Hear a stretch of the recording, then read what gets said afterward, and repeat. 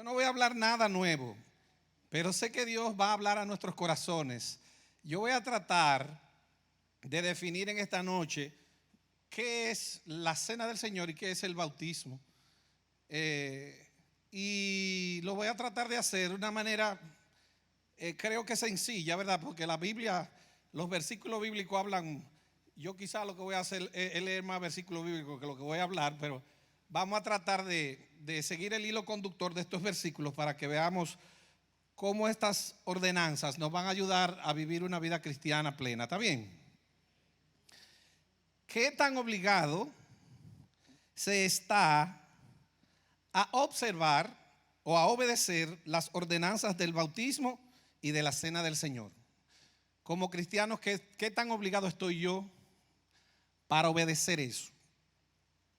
El mismo Señor Jesucristo instituyó ambas ordenanzas. Hay muchas religiones que le llaman sacramentos. Esto se puede afirmar porque la Biblia lo dice, porque es palabra de Dios.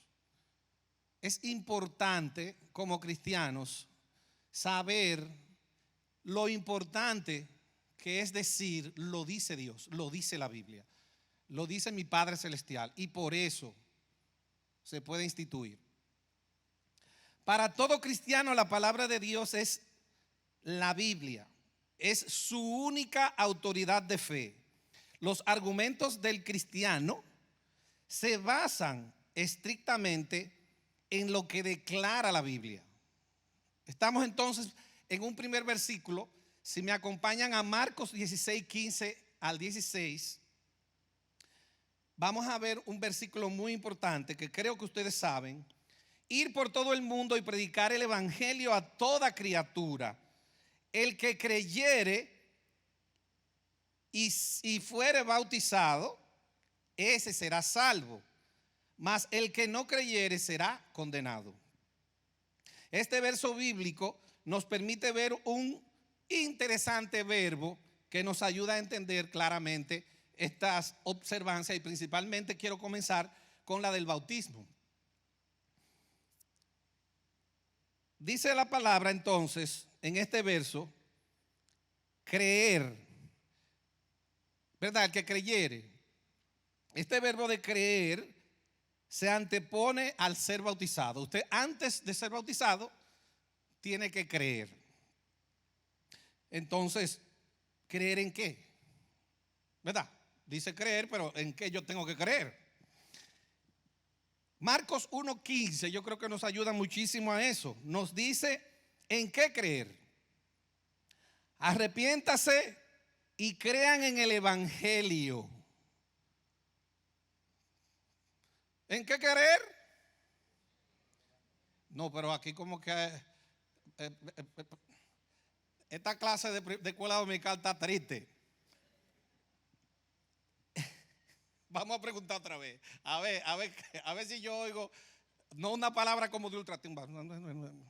Eso fue lo que yo oí aquí arriba cuando yo pregunté. Vamos a ver si ahora, ¿en qué que se debe creer? Óyeme ahora, si yo sé que ustedes me están siguiendo el hilo. Hay que creer en el evangelio. Pero entonces, Pedro, espérate un momento. Eso está súper fácil. Hay que creer en el evangelio. ¿Qué es el evangelio? ¿Verdad? Hay que ahora descifrar eso. También fácil. En el original, evangelio lo que significa, señores, nuevas de gran gozo, nuevas de salvación, una nueva noticia. Pero a mí me gusta un versículo que lo dice muy chévere. Lucas 2, del 10 al 11, oigan cómo dice. No teman, porque he aquí les doy nuevas de gran gozo, que será para todo el pueblo, que les ha nacido hoy en la ciudad de David un Salvador, que es Cristo nuestro Señor. Esas son las mejores noticias que puede darle a un ser humano a alguien, es que él puede ser salvo, y puede ser salvo a través de Jesucristo. Ese es el evangelio, esa es la buena nueva, que nosotros como discípulos del Señor, ¿verdad? Y como hemos estado viendo en esta noche, podemos ser capaces de llevar a todo lugar, ¿verdad? Ese es un mensaje que entiende todo el mundo y que todo el mundo cada vez más va a estar más ávido de oír, va a tener hambre de oír eso, porque quien pone esa hambre es el mismo Dios a través del Espíritu Santo. Pero hay otro versículo que yo creo que lo dice, y con el verbo que dijimos de creer, y que ustedes sí se lo saben. Se vale sacar gente, pastor, de la iglesia. El que no se sepa Juan 3:16. Yo creo que tenemos derecho a sacarlo, pero yo lo voy a leer. Por si alguno, ¿verdad?, todavía no se lo sabe muy bien. Juan 3:16 dice así: porque de tal manera amó Dios al mundo, que ha dado a su Hijo unigénito, para que todo aquel que en Él cree no se pierda, mas tenga vida eterna. Yo creo que, ¿verdad?, ese versículo resume el tema que estamos hablando, pero principalmente este de creer, y creer en esa buena nueva que es que Jesucristo nació, ¿verdad? Él se crió, murió por nosotros y resucitó. Pero Efesios 2 del 8 al 9 y Romanos 10 al 9 nos ayudan a ver el cómo nosotros logramos el creer con fe en Jesús y ser salvos. Ahorita el pastor, cuando nosotros íbamos a comenzar la cena del Señor, dijo que no valía la pena, o que era como insípido hacerlo sin uno primero, ¿verdad?, creer y uno salvarse, y uno a través de la fe conocer a Jesús y luego entonces participar del bautismo y de la cena del Señor. Dice así entonces Efesios 2 del 8 al 9: porque por gracia, favor inmerecido, son salvos por medio de la fe, y esto no de ustedes, pues es don de Dios, no por obras, para que nadie se gloríe. Que si confesares con tu, este es Romanos 10, 9 y 10. Que si confesares con tu boca que Jesús es el Señor y crees en tu corazón que Dios le levantó de los muertos, serás salvo. Porque con el corazón se cree para justicia y con la boca se confiesa para salvación. Por Marcos 1:15, un versículo que leímos ahorita, y Efesios 2 del 8 al 9, se nota que para entonces nosotros creer implica dos cosas, que es arrepentirse y tener fe. El arrepentimiento y la fe son elementos que se exigen para creer, y no una fe en cualquier cosa, ¿verdad?, sino una fe en Cristo Jesús. En Hechos 8, del 34 al 38, hay un ejemplo que me encanta, que los ejemplos aclaran como todo este tipo de cosas con respecto a nosotros obedecer como cristianos el bautizarnos. Y yendo, Hechos 8 del 34 al 38, y yendo por el camino llegaron a cierta agua, y dijo el eunuco: aquí hay agua, ¿qué impide que yo sea bautizado? Felipe dijo: si crees de todo corazón, bien puedes. Y respondiendo dijo: creo que Jesucristo es el Hijo de Dios. Y entonces Felipe mandó a parar el carro, y descendieron ambos al agua, y Felipe y el eunuco, y él le bautizó. Si Jesucristo lo ordenó, el nuevo creyente, ¿verdad?, al bautizarse, lo estará obedeciendo por primera vez luego de ser salvo. Es como si estuviera con ello iniciando su vida como discípulo de Jesucristo. A mí me encanta ver el bautismo como un acto de iniciación, como que, bueno, yo ahora reconocí a Jesucristo como mi Señor y Salvador, y lo primero que tengo que hacer es comenzar a obedecerlo como su discípulo, ¿verdad? Conocer lo que Él dijo, las leyes que Él enseña, y actuar sobre ellas. Y una de las primeras cosas que Él me ordena es a bautizarme, que es un acto que uno hace como de inicio, al principio.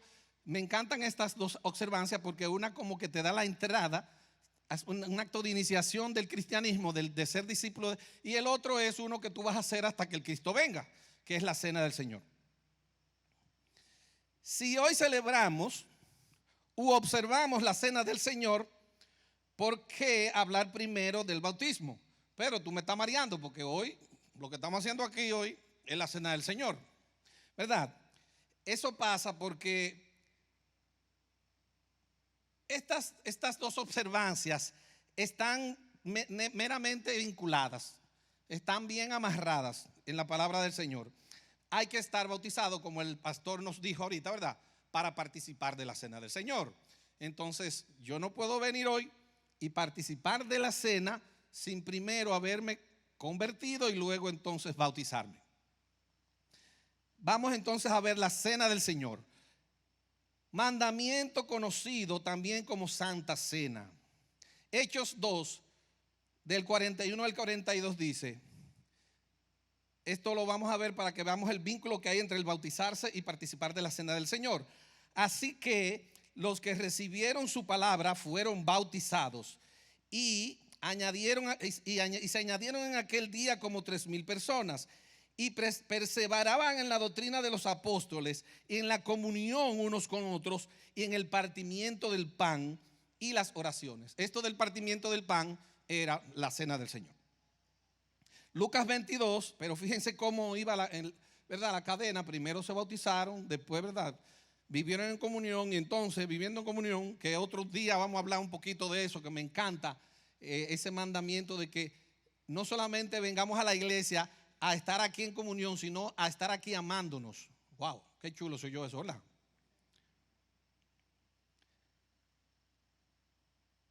Entonces, en Lucas 22, 19, 20, les dije que lo que yo venía era leerle versículos en esta noche, ¿verdad? Jesús instituye la cena del Señor y tomó el pan y dio gracias y lo partió y les dio diciendo, este es mi cuerpo que por vosotros es dado.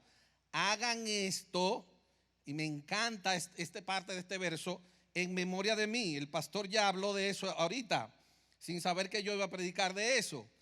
De igual manera, después que hubo cenado, tomó la copa diciendo, esta copa es el nuevo pacto en mi sangre, que por ustedes es derramada.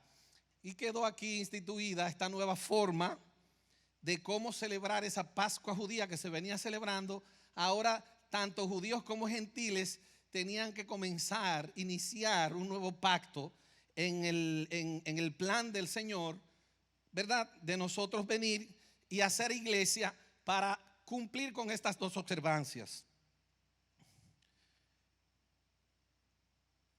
Como nuevo creyente, al obedecer participando de la cena del Señor, entonces se está también honrando el nombre de Jesús. Él dice, hagan esto en memoria de mí, destacándolo como segunda ordenanza para los santos de su iglesia. A mí me encanta, a mí algunas veces me gusta buscar mucho los por qué. ¿Y por qué hacemos esto? ¿Para qué hacemos esto? ¿Por qué? ¿En dónde hay que hacerlo? Si solamente se debe de hacer en la iglesia.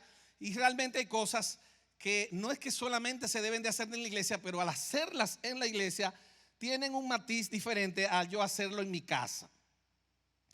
Cuando la alabanza y adoración nos dirige para que nosotros cantemos y alabemos al Señor y honremos el nombre del Señor aquí juntos, no sé si les pasa como a mí, pero muchas veces en mi casa yo ministrando y alabando y honrando el nombre del Señor, me conecto con el Señor y paso un buen tiempo y me deleito en la presencia del Señor, pero siento en mi casa, en el momento que estoy haciendo eso, que debo de hacer algo con alguien. Pero ¿qué sucede cuando lo hago en mi casa y siento eso? Que no tengo a ese alguien al lado. Y ese alguien puede ser tú, mi hermano. Entonces, ¿qué sucede? Que si yo estoy aquí en la iglesia y estoy conectado con mi Señor y eso me está gustando mucho y tengo esa necesidad y siento eso, ¿qué sucede? Pues entonces usted va a ser bendecido porque yo voy a hacer lo que el Espíritu Santo me está guiando que haga, ¿verdad? Y por eso la importancia de hacerlo también aquí en la iglesia. No es que no lo hagamos en casa, pero hay realmente un impacto y algo importante al venir aquí a la iglesia y cumplir con ese mandamiento de estar honrando al Señor en ese sentido. Ahorita se leyó, pero yo quiero leerlo otra vez porque es realmente muy importante estos versículos de Primera de Corintios para ver lo que Pablo estableció también luego que el Señor estableció el asunto de la cena del Señor. Pero fíjense que me encanta que el verbo que está explícito aquí en estas partes que vimos de la cena del Señor es hagan. El Señor dice claramente, ¿verdad?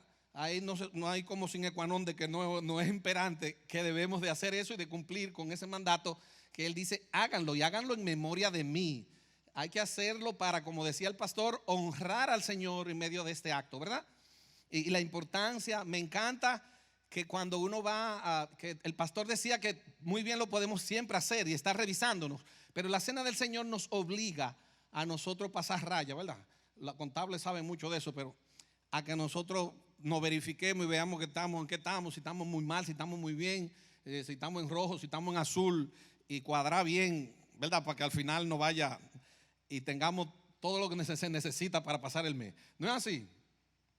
Entonces, cada vez que tenemos esto por lo menos nos obliga. Si no tenemos la costumbre de siempre hacerlo, como nos está recomendando el pastor hoy, por lo menos en la Santa Cena tenemos la obligación de sentarnos y decir, espérate, que antes de yo participar en esto, no lo puedo hacer indignamente porque fácil me va peor.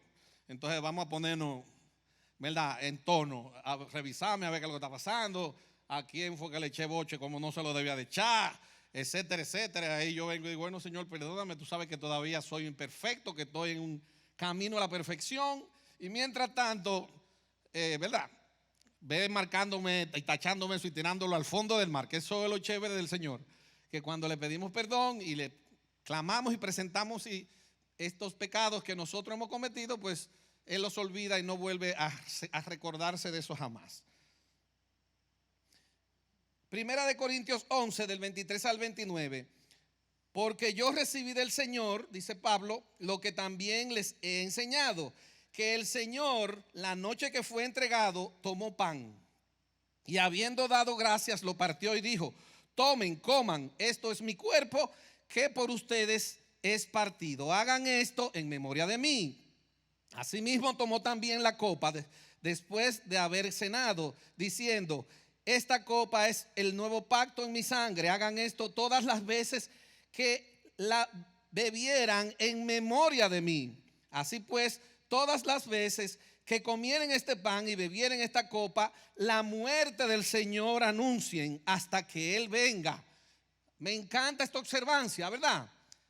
La obligación, la responsabilidad que tenemos no es solamente de venir y aprovecharnos de comernos el pancito, sino que el Señor nos está diciendo, además de que lo van a hacer en memoria de mí, para que ustedes se recuerden que tienen que predicar el Evangelio. Que la buena nueva que te está permitiendo a ti esa observancia no es para ti solo. Allá afuera hay gente que necesita venir a observar también, ¿verdad? Y venir a comer pancito y beber vinito contigo aquí, al lado tuyo, como pana tuyo ya. ¿No estamos entendiendo? Que algunas veces como que es bien chévere como para mí solo, no, pero espérate, el Señor te dice, ok, ya tú estás gozando y estás recibiendo la bendición, pero esto se hizo para que tú también te recuerdes que hay gente allá afuera que lo necesita. De manera que cualquiera que comiere este pan o bebiere esta copa del Señor indignamente será culpado del cuerpo y la sangre del Señor.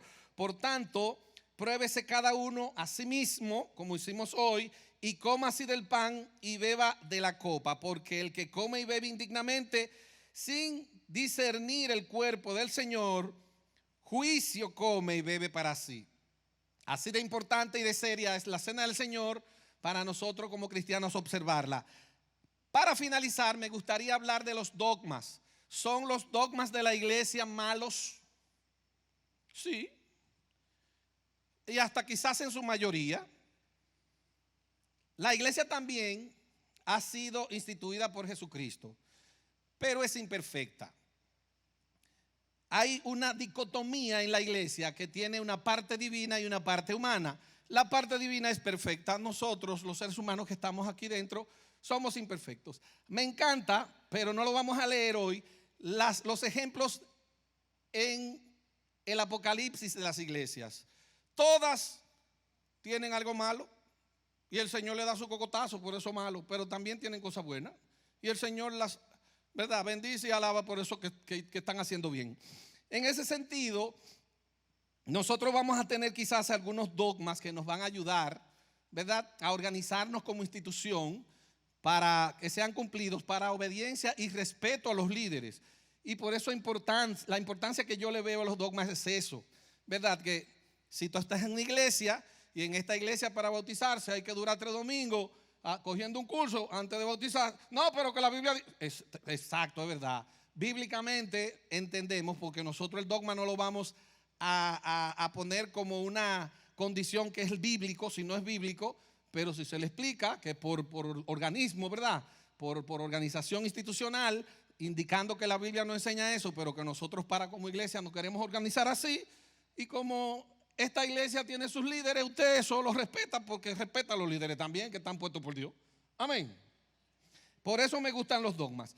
Mateo 16, del 16 al 19 dice: Simón Pedro respondió: tú eres el Cristo, el Hijo del Dios viviente. Entonces Jesús dijo: bienaventurado eres, Simón, hijo de Jonás, porque esto no te lo reveló carne ni sangre, sino mi Padre que está en los cielos.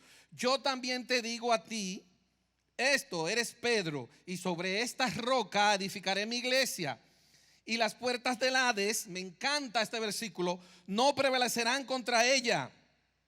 Yo te daré las llaves. Yo no sé si yo, por eso que yo no, los nombres algunas veces tienen que ver mucho con las cuestiones de la Biblia.